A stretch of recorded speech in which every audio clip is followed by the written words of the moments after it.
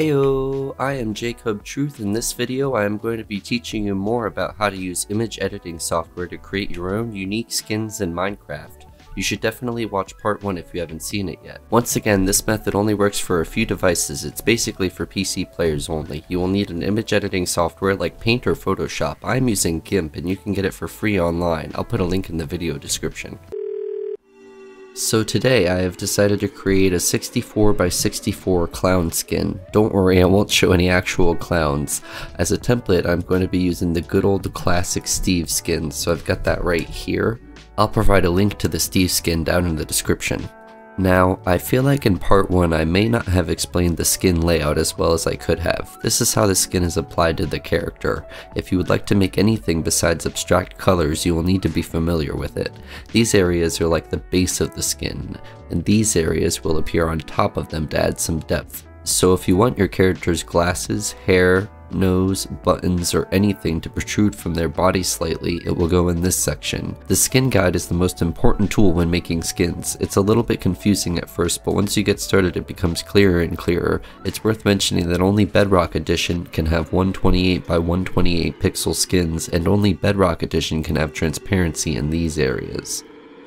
Alright, so now that you've got the Steve skin open, the first thing I want to do is save it as what I want to do now. So go to File, Save As, Clown. Okay, and now it's Clown, so we're not going to mess up the original Steve skin. I'm going to start working on the face right now.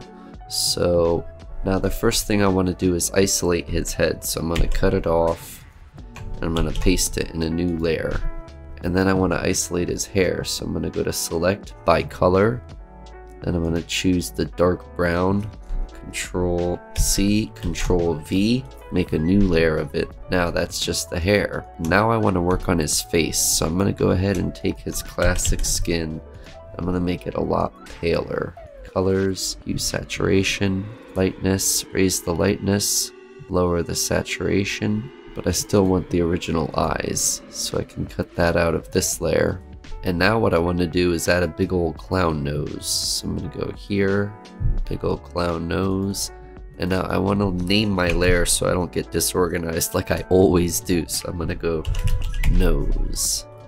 There we go, now I've got all my layers labeled properly so I won't get disorganized like I always do. I'm going to go to filters, noise, add some noise to it.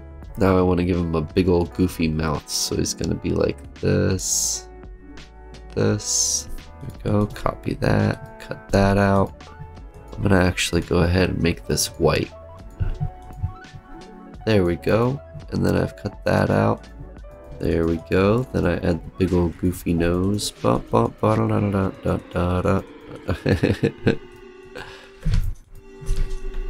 now I'm going to work on the hair. Let's go ahead and make it super rainbow, right?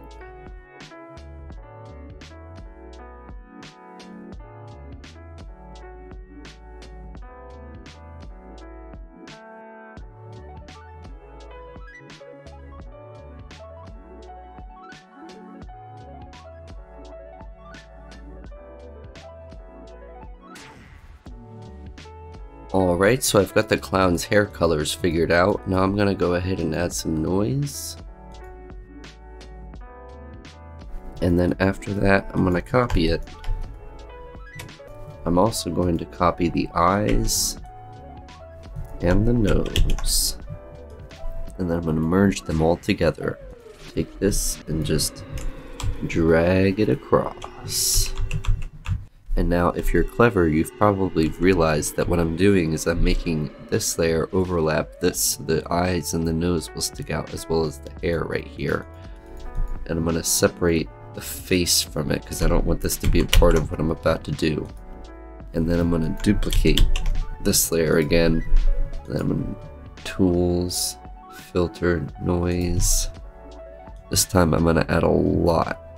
And it's going to be like really intense. After that, what I'm going to do is I'm going to go to Color, Levels, and then I'm going to drag these both way towards the center. Then I'm going to go ahead, I'm going to go to Select by Color, and then I can select just bits and pieces of it. I'm going to cut out. There we go. And now we've got something to this effect, where basically you can see there's just bits and strands of hair that will overlap this one, and really make it look kinda cool. Alright, I'm gonna go ahead and fill in the rest of the body now. Ayo, so this is what I ended up with.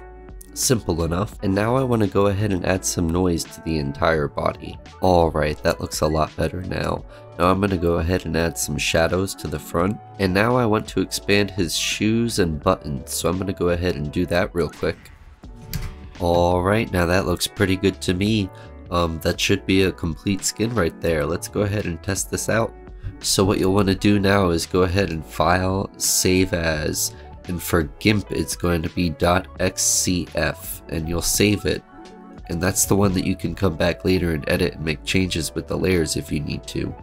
And then you'll go to File, Export As, clown.png, and that's what Minecraft will use. And Photoshop has a similar thing, I forget what it is, but yeah, you'll want to save 2 files of it. Alright, now for Bedrock Edition, you'll want to go to Profile, Edit Character, go to this tab, Classic Skins, Owned, Import, choose New Skin, and then find your file that you just made. And there you go. And that's actually pretty good if I do say so myself. That's a proper clown skin right there. Alright, now for Java Edition, what you'll want to do is go up here to the top where it says Skins, and then click on New Skin, and then browse for the file that you just made, and then click on Open, and then you choose the dimensions, Classic or Slim, save and use, and there you go.